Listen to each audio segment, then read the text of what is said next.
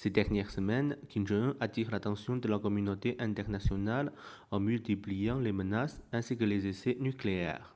S'il est désormais acquis que Kim Jong-un dispose de l'arme atomique, la question était de savoir si la Corée du Nord pourrait construire un missile de longue portée capable d'atteindre le territoire américain. Mais alors, pourquoi Kim Jong-un tient-il tant à l'arme atomique? Tout d'abord, c'est une stratégie historique.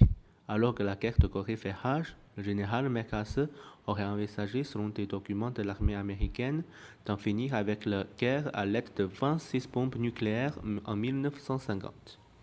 Les États-Unis ont enfin abandonné ce projet, mais ont commencé à installer 950 armes nucléaires en Corée du Sud. Pour répliquer, Kim Il-sung lance son projet nucléaire avec l'aide de l'Union soviétique.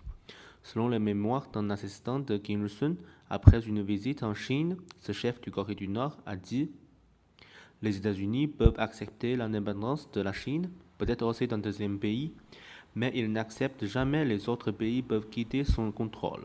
On doit être ce deuxième pays.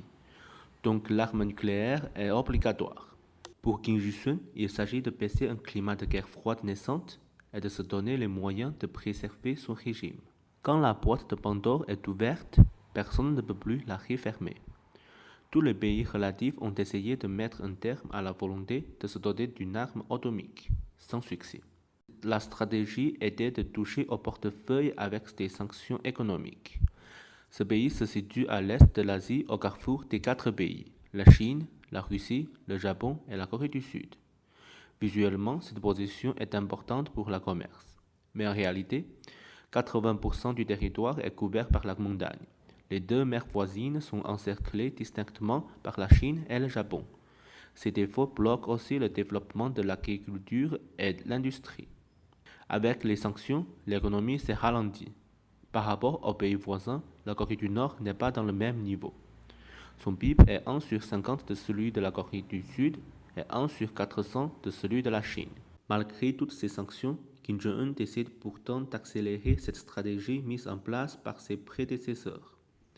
Pour lui, la dénucléarisation est un piège. Mohamed Kadhafi l'a accepté et a vu son régime tomber. C'est pourquoi Kim Jong-un tient toujours à l'arme nucléaire. C'est son seul pion dans le jeu politique. Mais même si la Corée du Nord a obtenu la technologie de la bombe nucléaire, elle n'est pas encore capable d'avoir de lancer un vrai missile nucléaire intercontinental.